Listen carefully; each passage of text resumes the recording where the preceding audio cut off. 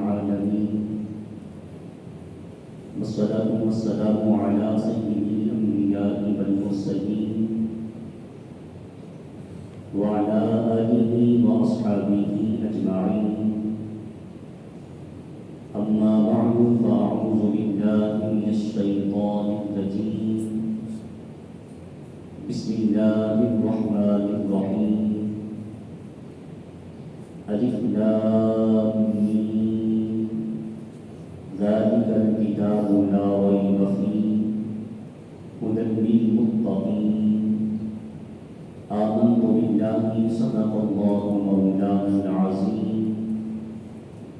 إن الله وملائكته يصلون على النبي يا أيها الذين آمنوا صلوا عليه وسلموا تسليما. فإن الصلاة والسلام عليك يا سيدي يا رسول الله وعلى آلك وأصحابك يا سيدي يا حبيب الله. الصلاة والسلام عليك يا سيدي يا رحمة للعالمين وعلى آلك وأصحابك يا سيدي يا شفيع المسلمين. عزت و وقار کی مسند پر براجمان خوش نصیب خوش وقت پیارے نبی کے پیارے امتیوں، سورۃ البقرہ کی ابتدائی آیات کا ترجمہ اور تشریح آج کی گفتگو میں ہم سماعت کریں گے۔ اللہ رب العالمین حقائق سمجھنے کے بعد مجھے آپ کو عمل کی توفیق عطا فرمائے۔ نبی رحمت صلی اللہ علیہ وسلم جب مکہ سے مدینہ پاک تشریف لے گئے، ہجرت کے بعد سب سے پہلی جو سورت مدینہ پاک میں نازل ہوئی وہ سورۃ البقرہ ہے۔ قرآن مجید کی سب سے طویل سورت سورۃ البقرہ ہے۔ نبی رحمت صلی اللہ علیہ وسلم پر مدینہ پاک میں سب سے پہلی سورت نازل ہونے والی سورۃ البقرہ، اور یاد رکھیے گا جو بھی مدینہ پاک میں سورتیں نازل ہوئیں ان صورتوں میں مسلمانوں کی انفرادی اور اجتماعی نظام حیات، عبادات، سیاسیات، معاشیات، اقتصادیات اور زندگی گزارنے کے اصول اور احکام بیان کیے گئے۔ نبی رحمت صلی اللہ علیہ وسلم نے اس سورت کی تلاوت کی فضیلت کو بیان کرتے ہوئے ارشاد فرمایا، جو شخص سورۃ البقرہ کی تلاوت کرتا ہے، جس گھر میں اس سورت کی تلاوت کی جائے اللہ تعالیٰ اس گھر میں اپنی رحمتیں اور برکتیں نازل فرماتا ہے۔ اور فرمائے کہ جو بندہ رات کو سونے سے پہلے اس سورت کی آخری 2 آیات تلاوت کر دیتا ہے، اللہ رب العالمین کی حفاظت میں آ جاتا ہے، ہر قسم کے نقصانات سے اللہ تعالیٰ اسے محفوظ فرما دیتا ہے۔ جبریل امین بارگاہ مصطفیٰ صلی اللہ علیہ وسلم میں حاضر تھے۔ آپ علیہ السلام نے آسمان سے ایک دھماکے کی آواز سنی۔ ایک زوردار آواز آپ کی کانوں میں جب گونجی نا، آپ علیہ السلام نے سیدنا جبریل امین سے دریافت کیا، یہ آواز کیسی ہے؟ عرض کی یا رسول اللہ صلی اللہ علیہ وسلم، آج آسمان کا دروازہ کھلا ہے، اس سے پہلے یہ دروازہ کبھی کھلا نہیں۔ اس سے ایک فرشتہ حضور علیہ السلام کی بارگاہ میں حاضر ہوا۔ جبریل امین نے عرض کیا، آقا یہ فرشتہ پہلی مرتبہ زمین پر نازل ہوا ہے، اس سے پہلے کبھی نہیں آیا۔ اس نے سلام عقیدت پیش کیا، عرض کی یا رسول اللہ صلی اللہ علیہ وسلم، جو سورہ بقرہ کی آخری 2 آیات ہیں نا، اللہ رب العالمین نے آپ سے پہلے کسی نبی پر یہ آیات نازل نہیں فرمائی، اور میرے آقا علیہ السلام یہ اللہ تعالیٰ نے اپنے عرش کے سائے کے نیچے سے نازل فرمائی۔ کہا اس کی تلاوت کیا کرو۔ حضور اس کا فائدہ کیا ہوگا؟ کہا جو بندہ سورۃ البقرہ کی تلاوت کرے گا، اللہ رب العالمین اس سورت کو یہ اختیار دے گا محشر کے میدان میں بروز قیامت، اس کو یہ اختیار ملے گا کہ اپنے پڑھنے والے کے لیے اللہ کی بارگاہ میں سفارش کرے۔ جو اس کی تلاوت کرے گا، اس کو سمجھے گا، اس پہ عمل پیرا ہوگا، کہا یہ ایسے آئے گی جیسے بادل آتے ہیں۔ کیسے آئے گی؟ جیسے باطل آتے ہیں اور یہ چلتی ہوئی حضور علیہ السلام فرماتے ہیں اللہ کی بارگاہ میں حاضر ہوتی ہے، عرض کریں کہ رب ذوالجلال یہ بندہ میری تلاوت کرتا تھا، میں گواہی دیتی ہوں یہ تیرے کلام سے محبت کرتا تھا، اس وجہ سے میرے رب میری سفارش پر اس بندے کی بخشش فرما دے۔ فرمایا سورۃ البقرہ کی سفارش پر اللہ تعالیٰ اس بندے کی بولیے کیا کر دے گا؟ بخشش کر دے گا۔ اور یہ کلام اللہ قلب مصطفیٰ صلی اللہ علیہ وسلم پہ نازل ہوا۔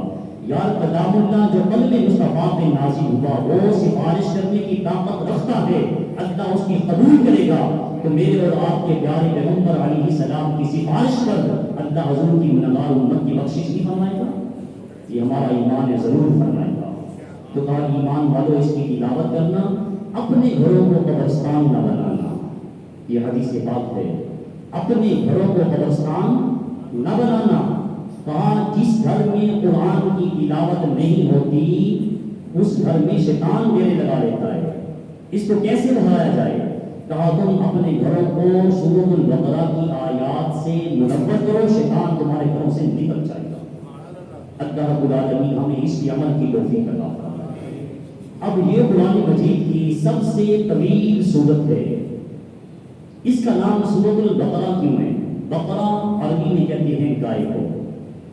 اس میں اللہ تعالیٰ نے موسیٰ علیہ السلام کی قوم کی ایک گائے کا تذکرہ کیا ہے۔ اس سورت میں موسیٰ علیہ السلام کی قوم کا ایک واقعہ ہے گائے والا، اس ہی مناسبت سے اس سورت کو سورۃ البقرہ کہتے ہیں۔ اب آئیے دیکھتے ہیں کہ اللہ تعالیٰ نے اس سورت کا آغاز کن حروف سے کیا ہے؟ الف لام میم، یہ حروف مقطعات ہیں۔ ذرا بولیے اگر آپ میری بات کو سمجھ رہے ہیں، قرآن مجید کی کتنی صورت ہے؟ دوسری، بولیے کتنی صورت ہے؟ دوسری صورت ہے۔ اس کا آغاز حروف مقطعات سے ہے، الف لام میم۔ مفسرین نے اس کا ترجمہ کچھ اس طرح کیا، جسٹس پیر کرم شاہ صاحب نظری رحمۃ اللہ علیہ، اللہ ان کی قبر پہ کروڑوں کروڑوں رحمتیں نازل فرمائے، معاشرے کی ایسی بہترین اصلاح فرمائی، اپنے تو اپنے رہے، بیگانے بھی جب ان کا نام آتا ہے سنہری حروف کے ساتھ لکھنے پہ مجبور ہو جاتے ہیں۔ آپ فرماتے ہیں کہ لوگوں یہ حروف مقطعات ایسے قرآن مجید کے حروف ہیں، ان کا ترجمہ اللہ رسول جانتا ہے، یہ اللہ رسول کے درمیان اسرار و رموز ہیں، یہ اللہ رسول کے درمیان راز و نیاز کی باتیں ہیں، یہ اللہ جانتا ہے، خدا جانتا ہے یا خدا کا مصطفیٰ جانتا ہے۔ الف لام میم یہ حروف مقطعات ہیں۔ ایک عظیم مفسر حضرت عبداللہ بن عباس رضی اللہ تعالیٰ عنہ، آپ اس کا ترجمہ کچھ اس طرح فرماتے ہیں، الف سے مراد اللہ کی ذات ہے، بولیے کس کی ذات ہے؟ اللہ کو ماننے والوں بولیے کس کی ذات؟ اللہ کی ذات ہے۔ اور لام سے مراد لسان جبریل امین ہے، لسان عربی میں کہتے ہیں زبان کو، لام سے مراد لسان جبریل امین ہے۔ آگے بولیے کون سا حرف ہے؟ میم، میم سے مراد حضرت محمد مصطفیٰ۔ حضرت عبداللہ بن عباس وہ مفسر ہیں جن کو میرے آقا علیہ السلام نے ہاتھ اٹھا کے دعا دی تھی، عرض کی تھی رب ذوالجلال میرے اس عظیم صحابی کو قرآن و حدیث کا بہترین علم عطا فرما۔ تو کہا الف سے مراد اللہ کی ذات، لام سے مراد لسان جبریل، میم سے مراد پیارے محمد علیہ السلام کی ذات اقدس۔ کہا اللہ کی ذات سے جو کلام لسان جبریل سے آتا تھا وہ قلب محمد پہ نازل ہوتا تھا۔ تو یہ حروف مقطعات ہیں، یہ اسرار و رموز، یہ جو راز و نیاز کی باتیں ہیں، یہ اللہ اور اس کے رسول کے درمیان ہیں۔ بعض لوگوں نے یہاں پہ ایک اعتراض کیا، اس کا جواب بس کرتا چلوں بحیثیت طالب علم کہ یہ جو حروف مقطعات ہیں اس کا علم صرف اللہ کی ذات کو ہے، رسول کو نہیں ہے۔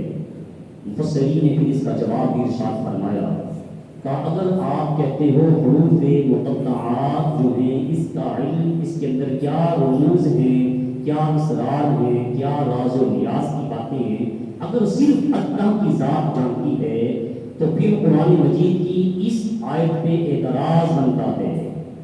رب فرماتے ہیں وَعَلَّمَكَ مَا وَقَالَ فَضْلُ اللَّهِ عَلَيْكَ عَظِيمًا، اے محبوب علیہ السلام آپ جو کچھ نہیں جانتے تھے اللہ نے آپ کو وہ کچھ سکھا دیا، یہ آپ پہ اللہ کا فضل تھا۔ قرآن مجید ہی ایک مقام پہ کہتا ہے کہ بیان لکل شیء، قرآن مجید میں ہر چیز کا علم ہے، قرآن مجید میں ہر شے کا علم ہے، الف سے لے کے یہ تک اے ٹو زی سب کچھ اللہ نے قرآن مجید میں بیان لکل شیء، ہر چیز کو بولیے کیا کیا ہے، بیان کیا ہے۔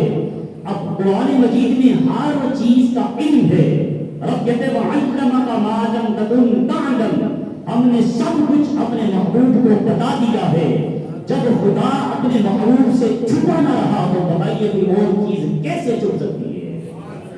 تو کہا یہ راز و اسرار تھے، یہ راز و نیاز کی باتیں تھیں جو اللہ اور اس کے رسول کے درمیان تھے۔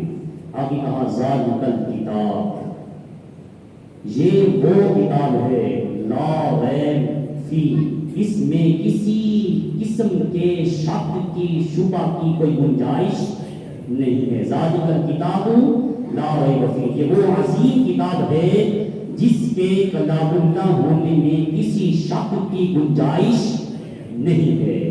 یہ منزل من اللہ ہے، اللہ کی طرف سے ہے، یہ کلام اللہ ہے۔ اب یہ کہنے کی ضرورت بھی پیش آئی، میرے آقا علیہ الصلوۃ والسلام جو کفار یہود و نصارہ کے سامنے، مشرکین مکہ کے سامنے قرآن مجید کی تلاوت کرتے، وہ لوگ سن کے کہتے یہ کلام اللہ نہیں، بولیے کلام اللہ نہیں، یہ منزل من اللہ نہیں ہے، یہ اللہ رب العالمین کا کلام نہیں ہے، معاذ اللہ، یہ محمد بن عبد اللہ صلی اللہ علیہ وسلم اپنے پاس سے باتیں کرتے ہیں، کلام اللہ نہیں ہے۔ رب نے اسی صورت میں ایک اور مقام پہ کہا وَإِن كُنتُمْ فِي رَيْبٍ مِّمَّا نَزَّلْنَا عَلَىٰ عَبْدِنَا فَأْتُوا بِسُورَةٍ مِّن مِّثْلِهِ، کا اعتراض کرنے والوں اگر تمہارے نزدیک یہ کلام اللہ نہیں ہے تو تم اللہ کی ذات کے علاوہ اپنی ساری طاقتیں اکٹھی کر لو، اس جیسی ایک صورت بنا کر دیا۔ یہ قرآن مجید کا چیلنج، قرآن مجید کا دعویٰ۔ آج سے 1450 سال پہلے مدینہ پاک کی سرزمین پر یہ صورت نازل ہوئی اور اس صورت میں اللہ رب العالمین نے چیلنج دیا۔ آج تک یہ قرآن مجید کا چیلنج برقرار ہے، کسی کی ہمت نہیں اس جیسی ایک صورت کو درکنار اس جیسا ایک حرف بنا کے لیا۔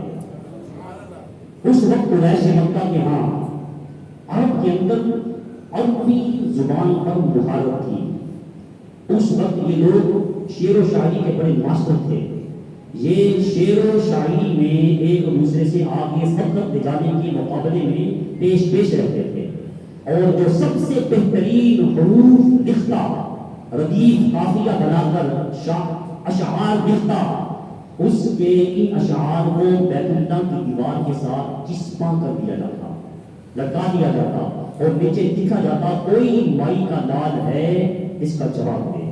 اس سے بہتر تحریر بنا کے لائے۔ اس طرح کرتے کرتے عرب کے اندر 7 لوگ ایسے تیار ہوئے پورے عرب کے اندر۔ اس وقت جو عربی دان تھے وہ ان اشعار کا کوئی مقابلہ نہ کر سکے۔ بولیے کتنے لوگوں کے اشعار تھے؟ 7 لوگوں کے۔ جب میرے قریب آقا صلی اللہ علیہ وسلم پر قرآن مجید نازل ہوا، حضرت مولا علی شیر خدا قدم اللہ تعالی رضو القریب نے قرآن مجید کی حروف کے اعتبار سے سب سے چھوٹی سورت، بولیے کیا نام ہے؟ سورۃ الکوثر۔ نہ سمجھے کیا نام ہے؟ سورۃ الکوثر۔ اس کو لکھا اور بیت اللہ پہ وہ چسپاں کیے ہوئے لوگوں کے اشعار کے ساتھ چسپاں کیا۔ کہا کوئی ہے مائی کا لال تو اس کا جواب لے کے آئے۔ بڑے بڑے شاعر آئے، انہوں نے دیکھا، آخر قدم رکھتے ہوئے کہنے لگے لوگوں یہ کسی بشر کا کلام نہیں ہے، یہ کلام اللہ ہے، یہ کسی انسان کی تحریر نہیں ہے۔ تو کہا اے ایمان والو ذالک الکتاب لا ریب فیہ، یہ وہ کلام ہے جس میں کسی قسم کے شک کی گنجائش، اور یہ قرآن مجید کا اعجاز ہے۔ بولیے سبحان اللہ۔ ایسی مقدس کتاب اللہ رب العالمین کہتا ہے اِنَّا نَحْنُ نزلنا الذکر وإنا لہ لحافظون، اس کو ہم نے نازل کیا ہے اور اس کی حفاظت ہم کریں گے۔ اس کی حفاظت کون کرے گا؟ اللہ فرماتے ہیں اس کی حفاظت بھی ہمارے ذمہ ہے۔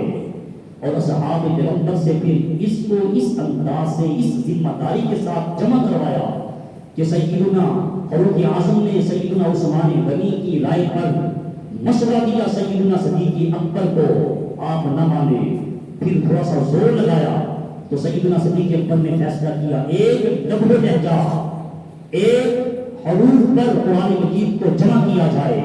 تو سیدنا فاروق اعظم نے انتظام کیا، اصحاب پیغمبر کی عظمت پہ قربان جائیں، انہوں نے کس طرح بہترین قرآن مجید کو جمع کرنے کا ایک ذمہ داری نبھائی اور ایک طریقہ اختیار کیا۔ کہا قرآن مجید کی ایک آیت پر 2 صحابہ گواہی دیں گے تو اس آیت کو لکھا جائے گا۔ اگر قرآن مجید کی آیت کسی ایک کے پاس ہوگی دوسرے کے پاس نہ ہوگی تو اس کو تحریر نہیں کیا جائے گا۔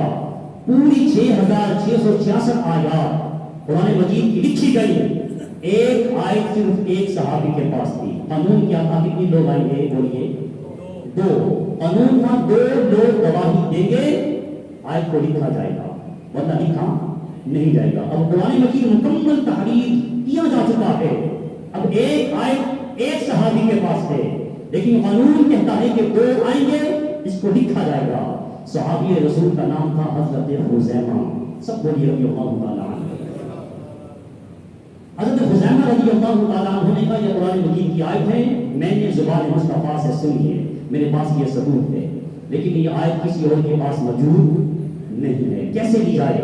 سیدنا صدیق اکبر نے کہا حضرت خزیمہ سے یہ آیت لی جائے گی، قانون ٹوٹتا ہے۔ کہا تم نے سنا نہیں ہے؟ اور امام علیہ السلام نے ایک مقام پہ کہا تھا حضرت خزیمہ کے اکیلے کی گواہی 2 لوگوں کے برابر ہوگی۔ کہتے نبی کو پتہ نہیں، کیا حضور کو پتہ نہیں تھا ایک وقت آئے گا اور خزیمہ کی گواہی کی ضرورت پیش آئے گی؟ اور یہ واقعہ کس طرح ہوا؟ نبی رحمت صلی اللہ علیہ وسلم نے کسی یہودی سے کچھ سامان خریدا۔ ایک روایت میں آتا ہے کہ آپ نے کوئی سواری جانور خریدا، طے ہو گئی، بات چیت سودا طے پا گیا۔ آپ نے کہا یہ اتنے میں میرے تیرے ساتھ بات ڈن ہوئی، میں کل آؤں گا، پیسے ادا کروں گا اور کچھ یہ سامان اپنی سواری یہ جانور جو کچھ بھی ہے میں لے جاؤں گا۔ اور اس نے کہا ٹھیک ہے۔ اگلے دن امام الانبیاء صلی اللہ علیہ وسلم اپنا سامان لینے کے لیے تشریف لے گئے، آپ نے رقم اس کو ادا کی، اس نے بالکل صاف انکار کیا کہ میں آپ کو جانتا ہی نہیں، میری آپ سے ملاقات ہی نہیں ہوئی، آپ نے میرے سے سامان خریدا ہی نہیں، کون سا جانور اور کون سی بیل، میری تو آپ کے ساتھ کوئی بات چیت نہیں ہوئی۔ آپ علیہ السلام نے کہا کل میں نے تیرے سے سودا کیا تھا اور یہ اتنے کا میں نے آپ سے خریدا ہے، تو انکار کیوں کر رہا ہے؟ اس نے کہا یہ کوئی نہیں ہوا۔ اس میں شک یہ پڑتا ہے کہ ہو سکتا ہے اس جانور کی قیمت کسی اور نے زیادہ لگا دی ہو، وہ انکاری ہو گیا۔ بعد یہاں فیصلہ ختم ہوا کہ اس بے پر، اس سودے پر جو آپ کے میرے درمیان ہوا، اگر کوئی بندہ گواہی دے دے تو پھر یہ چیز کس کی ہوگی؟ آپ کی ہوگی۔ اب معاملہ جب یہ طے پایا جا رہا تھا اس وقت حضور علیہ السلام کے ساتھ کوئی صحابی رسول نہیں تھا، کوئی گواہ نہیں تھا۔ حضرت خزیمہ رضی اللہ تعالیٰ عنہ قریب سے گزر رہے تھے، نگاہ پڑی رخ مصطفیٰ پر، چہرہ رفتوحا پہ نظر پڑی اور یہ آواز سنی، حضور علیہ السلام کے قریب حاضر ہوئے، ساری معاملات ساری بات سنی، عرض کی اے یہودی میں گواہی دیتا ہوں میرے آقا نے یہ سودا مجھ سے خریدا ہے، میں گواہی دیتا ہوں یہ سودا میرے آقا نے مجھ سے خریدا ہے۔ معاملہ طے ہو گیا۔ حضور علیہ السلام جب واپس چلے نا، نبی رحمت کے چہرے پہ مسکراہٹ تھی اور کہا میرے خزیمہ جب میں نے یہ بارگینی کی تھی، جب یہ بیع ہو رہی تھی، اس وقت تم نہیں تھے، تم نے گواہی کیسے دے دی؟ عرض کی آقا ہم نے اسی زبان سے سنا ہے نا کہ اللہ ایک ہے، ہم نے خدا کو دیکھا نہیں ہے، آقا اسی زبان سے سنا ہے خدا وحدہ لا شریک ہے، ہم ایمان لے آئے، اسی زبان نے کہا ہے میں نے یہودی سے سواری خریدی ہے، میں نے کہا خریدی ہے۔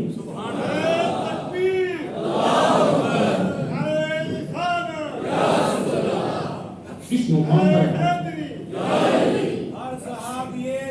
جنتی میرے آقا صلی اللہ علیہ وسلم نے اس مقام پر حضرت خزیمہ کی اس گواہی پر خوشی کا اظہار کرتے ہوئے کہا لوگوں آج کے بعد میں قانون بنا رہا ہوں یہ میرا خزیمہ آج کے بعد لوگوں کے برابر ہوگا.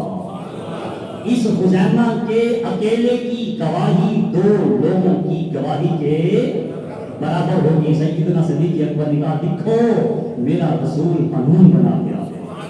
تو اس طرح اللہ رب العالمین نے قرآن مجید کی حفاظت کا جو ذمہ دیا تھا یہ میرے مقدس محبوب علیہ السلام کے قلب اطہر پر نازل ہونے والی مقدس کتاب کا اعجاز ہے. کہا ذالک الکتاب لا ریب فیہ یہ وہ عظیم کتاب ہے یہ کلام اللہ ہے یہ منزل من اللہ ہے اس میں کسی قسم کے شک اور شبہ کی گنجائش نہیں ہے.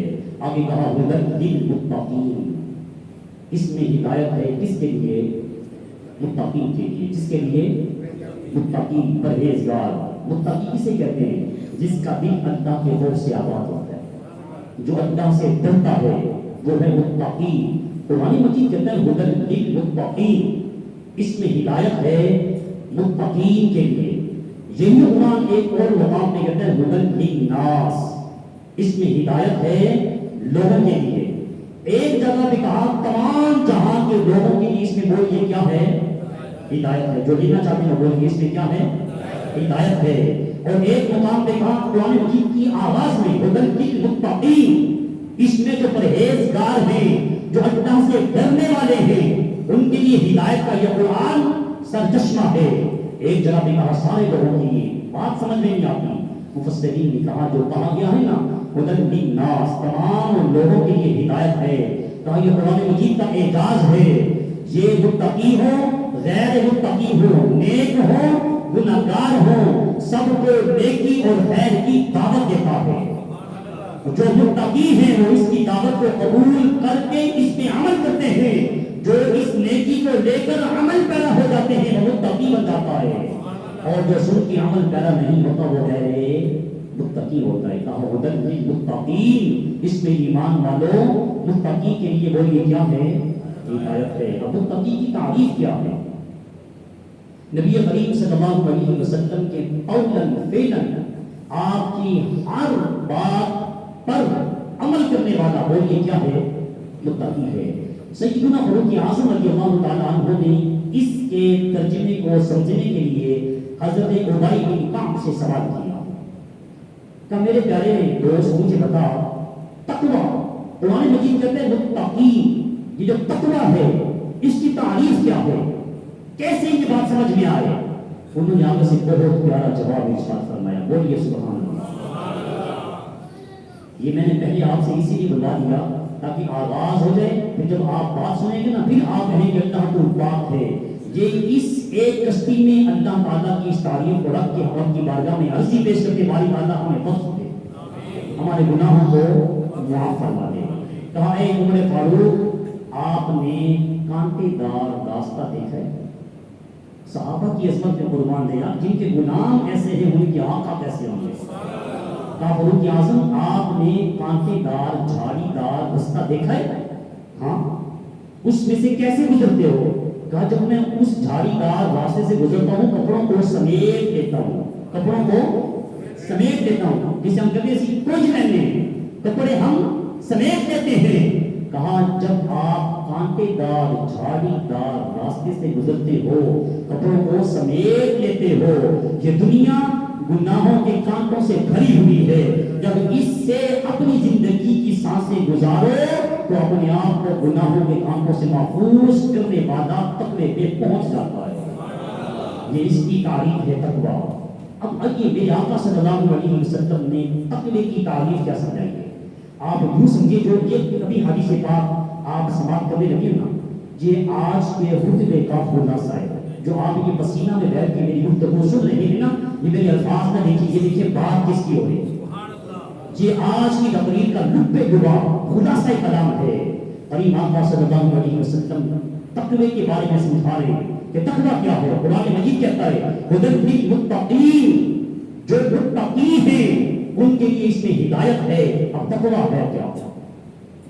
آپ صلی اللہ علیہ وسلم نے ارشاد فرمایا ایمان والوں حسد نہ کرنا. حضور بنیاد مانگ رہے ہیں. آپ علیہ السلام تمہید یہ ساری باتیں کر کے آپ اپنی گفتگو کا اختتام تقوی کی ڈیفینیشن پہ کرتے ہیں. کہا ایمان والوں حسد نہ کرنا. حسد جسے ہم کہتے ہیں جیلس، سڑنا، جلتے رہنا، اس کے پاس ہے میرے پاس کیوں نہیں ہے، نہ اس کے پاس بھی نہ رہے، یہ حسد ہے. کہا ایمان والوں حسد سے بچنا. کہا حسد نیکیوں کو ایسے ختم کر دیتی ہے جیسے آگ اور خشک لکڑی کو ختم کر دیتی ہے. اس سے بچنا. اگر کوئی تمہیں چیز پسند آ جائے دعا کرنا باری تعالیٰ یہ اس کے نصیب فرما، اس کی برکت سے مجھے بھی عطا فرما. ایمان والوں کو میرے رسول نے یہ سبق دیا ہے، تربیت یہ فرمائی ہے. آگے کہا ایمان والوں ایک دوسرے کے ساتھ بغض، کینہ اپنے اندر پیدا نہ ہونے دینا. کسی کی دشمنی اپنے اندر پنپنے نہ دینا، بغض نہ رکھنا. آگے ارشاد فرمایا ایمان والوں کسی کو نقصان دینے کے لیے، کسی کو پھنسانے کے لیے چیزوں کی قیمت کو بڑھانا نہ. آج ہماری مارکیٹوں میں یہی ہو رہا ہے. رسول کی عظمت میں قربان جائے ہماری تربیت فرما ہے. کہا کسی کو پھنسانے کے لیے، کسی کو نقصان دینے کے لیے چیز کی قیمت کو بڑھانا بولی لگ رہی ہے. قیمت کی ویلیو ہے 10 روپے، لیکن ضد بازی میں اس کا سودا خراب کرنے کے لیے بولی چلی جاتی ہے لاکھوں پر. چیز کی ویلیو کیا ہوتی ہے؟ 10 روپے. رسول نے کہا کسی ایمان والے کو تکلیف نہ پہنچانا. اب تم نے بولی بڑھا کر مالک کو تو فائدہ دیا، لیکن ایک ایمان والے کے دل کو تم نے، یہ معاشرے کے اندر ایک بربادی ہے. اس لیے کہا ایمان والوں کسی کو پھنسانے کے لیے قیمت چیز کی بڑھانا. پھر آگے اسی کے ساتھ کہا بے کے اوپر بے نہ کرنا. سودا ہو گیا، اب وہ چیز تمہیں پسند ہے، تم کہتے ہو کہ یہ چیز مجھے پسند ہے، یہ مارکیٹ میں ایک ہی چیز ہے، یہ بندہ بچا رہا ہے. اب تم وہ چیز خود لینا چاہتے ہو. اب تم اس مالک سے کہتے ہو کہ تم اس کو دے رہے ہو 100 روپے کی، اسے نہ دو میں تجھے اس کا 150 دیتا ہوں. مالک لالچ میں آ جاتا ہے، وہ کہتے ہیں اسے 100 بہانے کرتا ہے. چیز خراب ہو گئی ہے، میں نہیں بیچتا، میری والدہ نہیں مانتی، میرا باپ نہیں مانتا، لیکن اس کو کتنے کی بیچ رہا ہے. رسول اللہ نے کہا ایمان والوں یہ کام تمہیں زیب نہیں دیتا کہ بے کے اوپر بے کی جائے. آگے ارشاد فرمایا کہ ایمان والوں تم آپس میں بھائی بھائی بن جاؤ. آپس میں ایسے کہا، آپس میں ایسے سیسا پیلی ہوئی دیوار بن جاؤ. انما المؤمنون اخوہ، مسلمان آپس میں بولیے کیا ہیں؟ بھائی بھائی ہیں. نہ یہ کسی پہ ظلم کرتا ہے اور نہ کسی کو اپنے اوپر ظلم کرنے دیتا ہے. یہ ایمان والے کو رسوا نہیں کرتا. پھر آپ علیہ السلام نے اپنے ہاتھ کو اپنے سینے کی طرف کیا. اور اس بات میں 3 دفعہ آپ نے اپنا ہاتھ اپنے سینے کی طرف ایسے کیا اور کہا تقویٰ یہاں ہے، تقویٰ جہاں ہے. کیسے؟ کہا جب تم کوئی کام کرنے لگو دل اندر سے کھٹکے اور کہ اگر لوگوں کو پتہ چل گیا میں ذلیل و رسوا ہو جاؤں گا تو سمجھ لینا جو تم یہ کام کر رہے ہو یہ اللہ رسول کے حکم کے خلاف ہے. کہا دل اس چیز کی گواہی دے دے یہ کام ٹھیک نہیں ہے، تم رک جاؤ. ایمان والوں اسی چیز کا نام تقویٰ ہے. مجمع کے اندر تم بڑے بہترین بنے ہوئے ہو. کہا تم لوگوں کو دیکھ کے بہترین طریقے سے خشوع و خضوع کے ساتھ اگر نماز پڑھتے ہو نا تو تمہاری یہ نماز اللہ کو قبول. جس طرح تم اجتماع میں ہوتے ہو، محفل میں ہوتے ہو، بزم میں جو تمہاری حالت ہوتی ہے، اگر اکیلے تمہاری کیفیت یہی ہوتی ہے، جس طرح مجمع میں تمہارے دل میں خوف خدا ہوتا ہے، اگر اسی طرح انفرادی اکیلے میں تنہائی میں تمہاری یہ کیفیت ہوتی ہے تو سمجھ لو تمہارا دل اللہ کے تقوی سے آباد ہے، تمہارا دل خوف خدا سے آباد ہے. تمہارا ایمان والوں اس میں ہدایت ہے کس کے لیے؟ متقی کے لیے. کس کے لیے؟ متقی کے لیے. اب آپ نے آخری جملہ اس خطبے کا کیا، ارشاد فرمایا کہا جو مسلمان ہے اس کے پورے ہونے کے لیے اتنا ہی کافی ہے، مسلمان کے پورے ہونے کے لیے اتنا ہی کافی ہے کہ وہ اپنے دل میں کسی مسلمان کو برا جانے. مسلمان کے لیے اس کے برا ہونے کے لیے اتنا ہی کافی ہے کہ اس کے دل میں کسی مسلمان کی نفرت ہو. آج ہمارے دل اس گناہ سے بھرے پڑے ہیں. جمعے کے اجتماع میں آنے والے موقع ہے توبہ کرے کہ اللہ تعالیٰ جو ہم نے کیا اسے معاف کرے. اللہ ہم بچنے کا عہد کرتے ہیں. بولیے انشاءاللہ.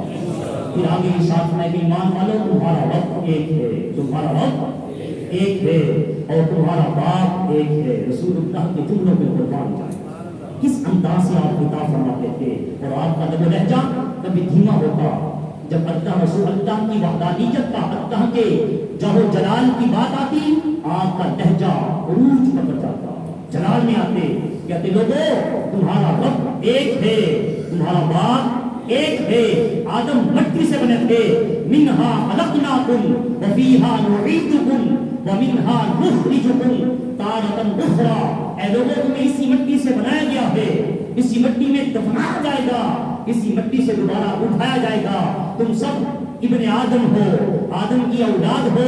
کسی کالے کو کسی گورے پہ کوئی فضیلت نہیں اور کسی گورے کو کسی کالے پر کوئی فضیلت نہیں. کسی عربی کو کسی عجمی پر کوئی فضیلت نہیں اور کسی عجمی کو کسی عربی پر کوئی فضیلت نہیں. اللہ کے ہاں عزت والا وہ ہے ان اکرمکم عند اللہ اتقاکم, جس کا دل سب سے زیادہ اللہ سے ڈرنے والا ہے, جس کے دل میں سب سے زیادہ اللہ کا خوف ہے. اللہ کے ہاں عزت والا.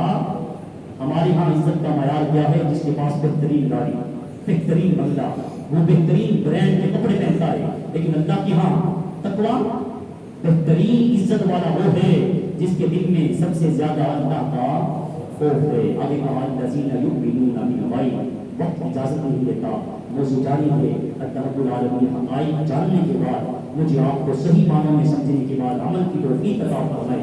وآخر دعوانا الحمدللہ رب العالمین. مسعود کے اعلان میں سماعت فرما دیجیے. ہر سال کی طرح اس سال ہماری مسجد میں اجتماعی